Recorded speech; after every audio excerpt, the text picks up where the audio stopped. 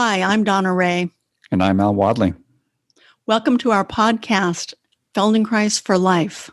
In each episode, we will discuss ideas and experiences pertaining to the Feldenkrais method.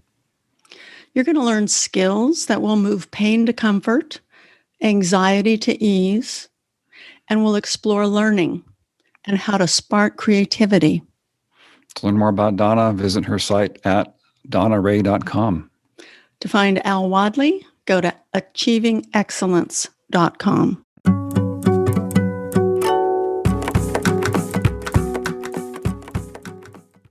Hey, Donna. Hi, Al. How you doing? I'm doing good. I'm excited. Great. Me too. Let's see what happens in this conversation. Yeah. So this is our second podcast. We're going to talk a little bit about habits, breathing, and self-regulation. And how they have developed from the point of view of the Feldenkrais method.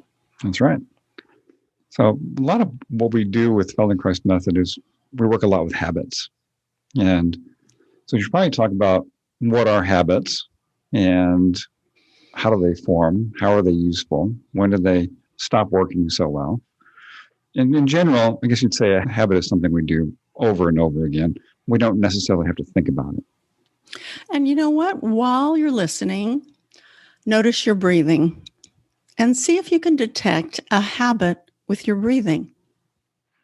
And that habit may present in the area of yourself in which you're breathing. Is it in the abdomen or the chest, the length of the breath? It could even pertain to the length of your spine. Or how you're sitting or standing. That's right. So every aspect of how you're organized influences your breathing and your subtle habit patterns. That's right. So we could delve more deeply into those habits by looking at how you're sitting, how you're standing, or if you're in action, how you're doing what you're doing. It can be that you use your right hand dominantly instead of your left. That's certainly an ongoing habit for most of us. And if you're standing, you'd find that you're probably bearing more weight on one leg than the other. That's right. And if you think about that for a moment and you can imagine yourself kicking a ball, you can actually sense the leg that you would stand on and the leg that you would kick with. And it'll give you your kicking leg and your standing leg. Yes. And these things are unconscious to us. It's an interesting thing. With standing leg, you can go to, if you're going to the grocery store and you're standing in line at the grocery store, you're going to unconsciously shift your weight onto your standing leg. And you might think about it, and you can shift your weight onto your other leg, your kicking leg. And as soon as you start reading the headlines in the tabloids, you're going to shift your weight back over there to the standing leg. So habits like that are really, really strong and deeply ingrained. They sure are. And you know, one of the things I do sometimes when I'm standing in a line is that I cross one leg over the other one. And so I'm standing on both feet, but one leg's crossed over comfortably. The knees are bent, so there's movement in your knees and even your hips, your pelvis. And if you shift your weight with your legs crossed like that, you start to mess with your habits. And this is kind of a clever way to entertain yourself when you're in a line. Yeah, I remember a lesson Moshe taught around that whole idea, a couple of them actually. And very clever lessons, and really improving standing and improving walking to cross the leg over like that, and then exploring a whole lot of variations of shifting weight, shifting balance. And then when you come back to your normal way of standing, it's different. It's improved. It's been infused with new knowledge and wisdom, and your standing is easier, it's better, it's more symmetrical. That's right. It's more balanced. And you actually feel more of yourself while you're standing on your feet. You can sense more of yourself. So when you have the opportunity to do that, play around with it and notice your feet on the ground and shift your weight to your heels, to the balls of your feet. Pay attention to one foot, to the other foot, and notice your breathing. And this kind of movement exploration can be done for a longer period of time, like you're saying, Al, in an awareness through movement lesson that's, say, about a half an hour long, or you can do it periodically, while you're standing in your kitchen, standing in a line somewhere, and start to play around with the movements of your skeleton, your breathing, and noticing the differences. And this kind of examination of self is a way to pleasurably break up your habits. In fact, if you are in your office or your home, if you haven't already stood up and started to play with these ideas, you can do that. Very simply, just standing up, sensing which leg you have more weight on, crossing the leg, shifting it back and forth a few times, and then come back. And just notice how a simple shift like that can change your perception, change your balance, and change your organization. It changes the organization of your spine, the way your head tilts to one side and to the other side. And these kinds of explorations are so easy to do.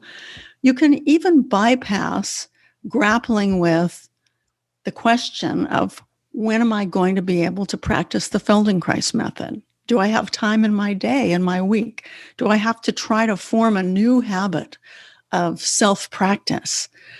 Sometimes when we think about things like that, we have an immediate aversion to them. But if you think about your whole self as a playground and you're interested in what you're doing, it becomes a very easy way to enjoy yourself. It can be a really fun exploration to sense yourself like that. And like Donna says, it's like a playground. You have a whole world of options and ideas that you can explore in yourself and to improve your sense of self and your well-being. Yeah, and I wonder if you're continuing to notice your breathing. So as we're speaking, it's possible to practice the observation of your breath, and to every now and then you'll notice that you stop being aware of your breathing, and then you check back in, and then you check out again. And this process of self-observation, as we call it, develops self-awareness. And that self-awareness will surprise you. So there will be times when you're involved with an activity and all of a sudden you notice, gee, I'm holding my breath. And when you think about being involved with a task, like say writing something at your computer, balancing your books, whatever it is, or even looking at a recipe, we often hold our breath. And I worked in elementary schools for years, and I especially loved working with first graders because they were learning cursive handwriting. And as they were sitting at their desks, they would grip their pencils so tightly, it was as if they thought the pencil was going to jump out of their hand. And I would go around and touch them and move them and reduce the muscular effort and suggest to them that they could have a soft hand and they could breathe easy, and they didn't have to stick their tongue out or grip their mouths and purse their lips, that they could actually begin to write fluidly while they were learning how to practice their cursive handwriting. And they would all say, "Oh, thank you so much. It feels so good. Will you come back next week?" It was such a joy. A lot of times when we start to do a new task or we're faced with something unusual, we'll hold the breath. There's like an unconscious anticipation of difficulty or effort. And so I'm not sure why, but it seems to be human nature that when we're faced with something like that, to hold the breath and put more effort into it is going to be the way to get through it, which is just the opposite. If you actually pay attention to yourself when you're faced with a new situation, you're going to try something new or do something that seems effortful to begin with, and you pay attention to your breath and you start to exhale as you do this activity, it's going to make it smoother, it's going to make it lighter, and it's going to make it easier. So on myself, I do a lot of physical labor. I love doing physical labor. I remodel houses, I do landscaping, I lift heavy rocks and do all kinds of things like that. And so my breath is a very significant organizer of my movement. I pay attention to that. So if I'm going to lift something heavy, I coordinate that movement with my breath. So there's an exhale. Feldenkrais talks about this quite a bit. When you're doing a movement, you're doing something that is a large movement, a heavy movement, you exhale, and it'll smooth the movement out, and it'll help coordinate your entire self with the movement. It's a powerful way to be able to do movement easily. And he referred to that as efficient movement. And what you're describing about holding the breath, tightening up, feeling that sense of willing oneself to pick up a heavier rock or whatever it is, actually interferes with efficiency.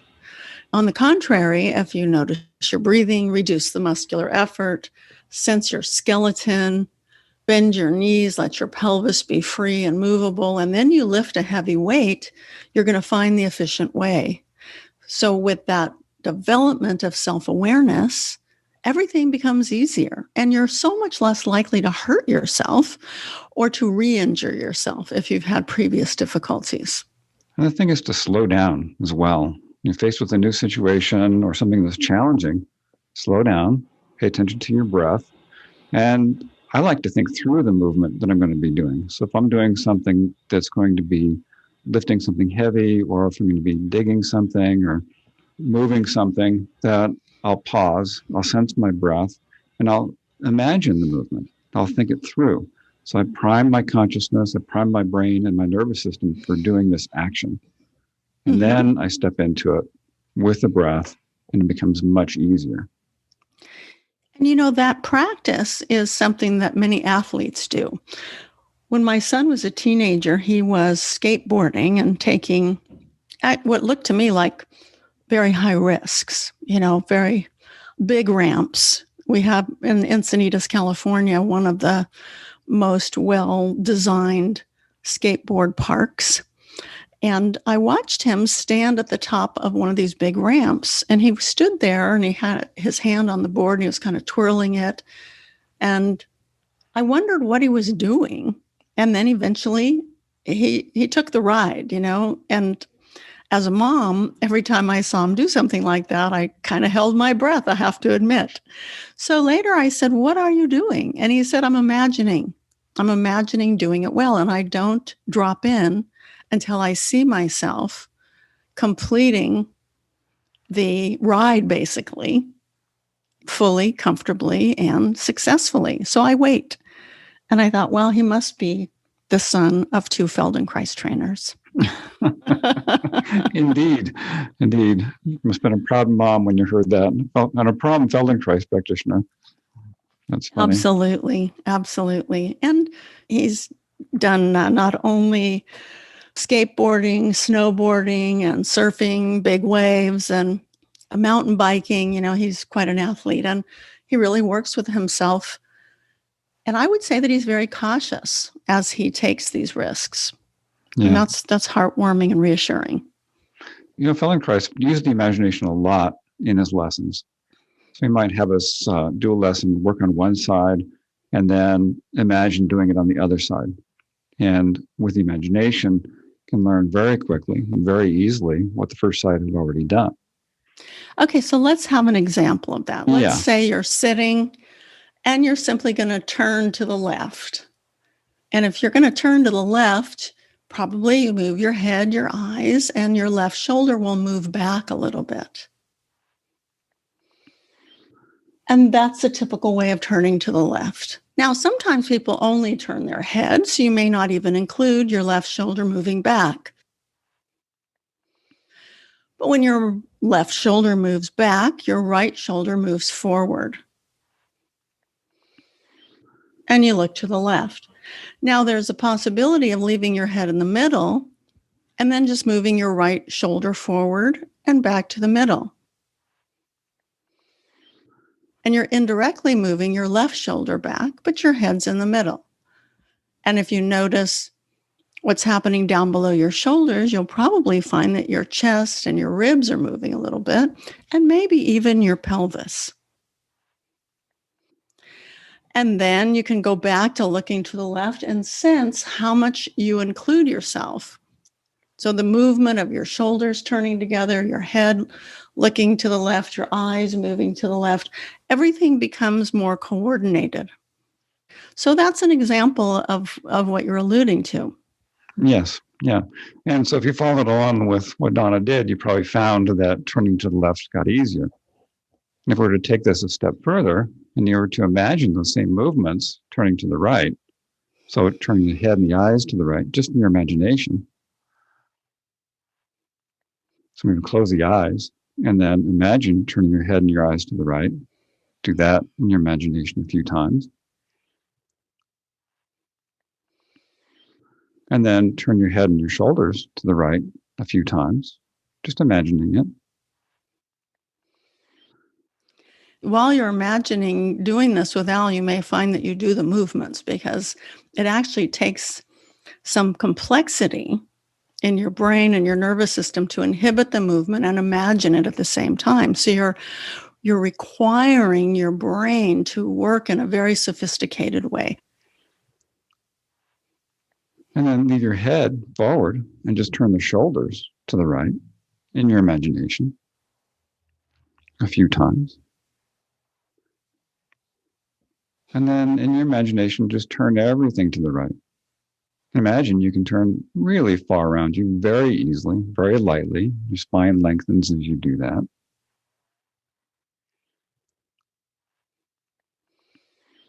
And then try it. Turn to the right. Get a sense of how far you can turn and how easily you can turn. So the quality of the movement improves as well as the size of the movement. And you've just practiced the skill of paying attention to your sensory motor movements. Motor means movements, but we often don't think that way. So your sensory movements are improving. And we sometimes call this mindful movement because we're really paying attention to what we're doing and how we're doing it mindfully. Yes. And so you've had now an experience of doing a very simple variation of the lesson and doing it in your imagination and getting a sense that using your imagination in this way can help facilitate ease in learning and in the movement. So when you're going into a context, like we were talking about earlier, where you're in a new situation, where you're going to be doing a movement you haven't done before, or as in Donna's son's experience, planning out a movement you're going to do is in an athletic performance, try that. Run it through your imagination before you step into it, and then step into it and do it. In the spring, a lot of my clients are gardeners. It used to be early in my practice, it'd be springtime, my clients would come in and think, oh, my back hurts. I started gardening. And so I've started reminding my clients in early spring to start thinking about gardening, thinking about the movements that they do in the gardening, to imagine going out there and doing those activities and doing those tasks. And so when they go out there, they're already primed for those activities. And when they're primed for those activities, they can step in and just do it and have a lot less aches and pains as in process. Mm-hmm. I recently broke my wrist, and while I was recovering, I imagined doing movements with my right hand and my arm. It was like a soft cast was removed. That's what's used these days for the most part. But when that was removed, I could already begin to move my hand. And very soon, I was able to rotate my forearm to grasp, and I imagined lifting up heavy objects. So I was working with myself before I could actually do the movements in my imagination. And I did them with my left hand and then imagined them with my right hand. And my recovery was very quick, according to the surgeon. Yeah. Yeah. The mind is a powerful thing, very Mm-hmm. powerful. And the act of imagination is such a great and powerful tool to use. And you can do this really anywhere, anytime. Maybe you're sitting outside in your garden, your patio, or you're sitting in your living room and you have a moment and you're even wondering, oh gosh, what do I want to do next? Well, just scan yourself, notice your breathing, play with turning, and then imagine turning the other way, and then go back to turning one direction and the other. And you're priming your nervous system. You're actually using your brain. You're practicing imagination and coupling that with sensation, as well as quality of movement. And the benefits of this are very far reaching. This kind of practice breaks up pain patterns in the brain that are actually habits. So if you have an injury, for example, the injury or the problem has healed, but the reference in your brain to that particular movement is still there. And the way that Dr. Feldenkrais designed these lessons is to break up those brain patterns. And he said, I'm not after flexible bodies, I'm after flexible brains. And when you get a flexible brain, you get a flexible body. That's right. They go hand in hand. That's right. It's much harder to get a flexible brain by just trying to do stretching and exercise, things like that. There needs to be a really thought out, systematic organization of movements combined with awareness that really change the way the brain is organized. And one ingredient in the lessons is novelty. So to learn something new, to engage yourself, to actually stimulate your curiosity and creativity, we need novelty. And Feldenkrais lessons do that. Exercises do not. They tend to be kind of doing the same thing over and over again. And Feldenkrais lessons do bring in that sense of novelty. We do that with awareness, to sense how we're actually moving, what we're actually doing. We start to do that, and we can start to cultivate choice about it. And once you acquire this skill, you can even apply it to exercise, and exercise can become really interesting. It can become mindful exercise rather than mindless exercise. And, you mentioned your injury and what happens to our habits when we have an injury. A lot of people, they've fallen, they broke something, they strained something, and they go through the recovery process. Maybe they've had PT, they've gone to the chiropractor, that kind of thing. But there's still something that isn't quite complete about the healing. There's some element of that trauma, that accident, that has perturbed their habits or that they have habituated around in the recovery process that still lingers there. And so a lot of my clients are people who come to me and need to complete that healing process to really alleviate themselves of the habits they picked up or developed around compensating around the injury and really get their old habits back in a new and better way so they can go back to doing the things they want to do in life. I see that in my practice too, Al. One of the most dramatic situations that I have found is working with people after they've had hip replacements. Because the hip is fine, it's new, it's working, it should no longer be producing pain, but the pain pattern is still there. And often after just a couple of Feldenkrais lessons, the person learns how to stand up tall, what we say is on top of their hip joints, swing their legs, and walk in a pattern of movement that was maybe 5 years or 10 years prior, and maybe even better than they've ever walked before.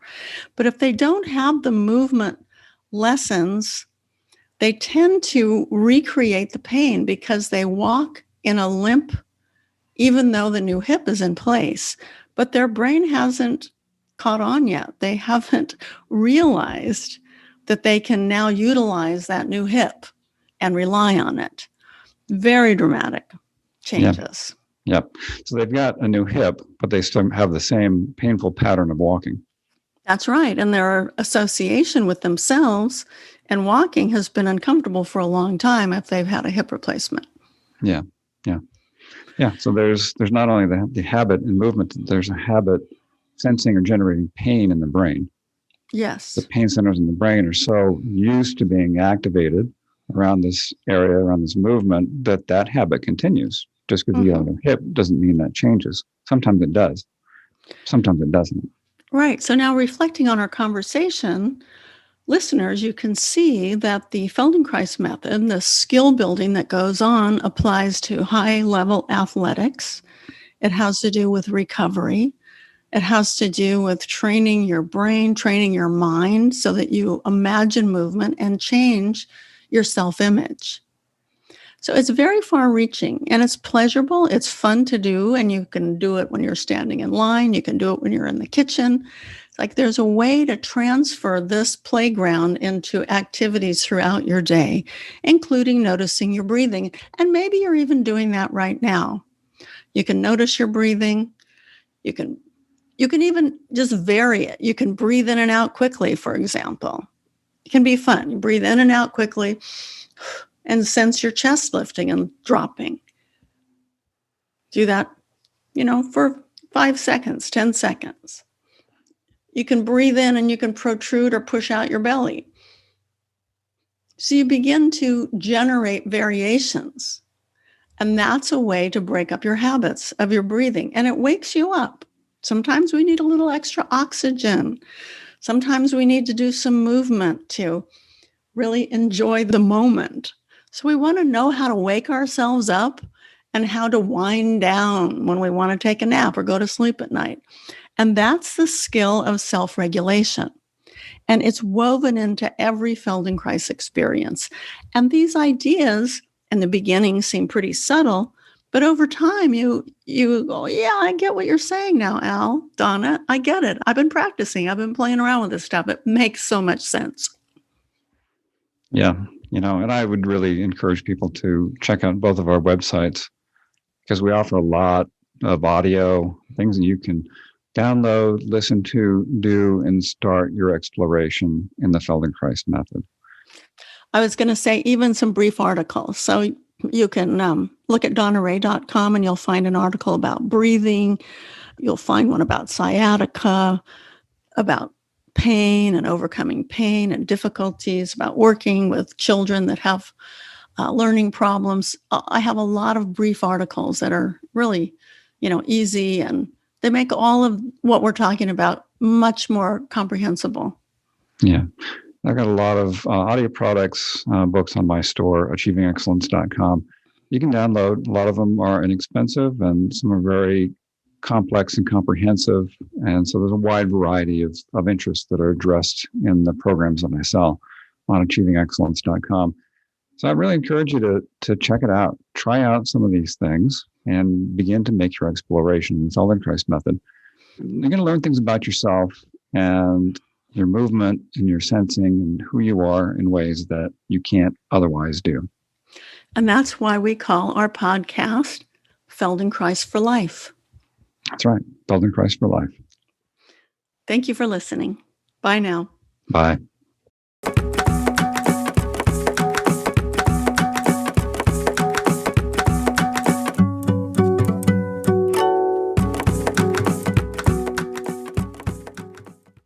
If you'd like to follow up with a question, send an email to info@feldenkreisforlife.com. We would love to hear from you. You can learn more about us on our websites. You can find Al at achievingexcellence.com. You can visit my site to join my classes and reach out to me for private lessons online or in my Longmont studio. You'll find my store, the Feldenkrais store, there as well. We can purchase books, audio products, and videos. Donna's website is donnaray.com. And if you visit my website, you'll find that I'm offering individual sessions, group classes in the Feldenkrais method, mentoring groups, professional Feldenkrais training program information, and recorded lessons. Thank you again so much for joining us. I look forward to you hearing us next week. Bye now. Bye.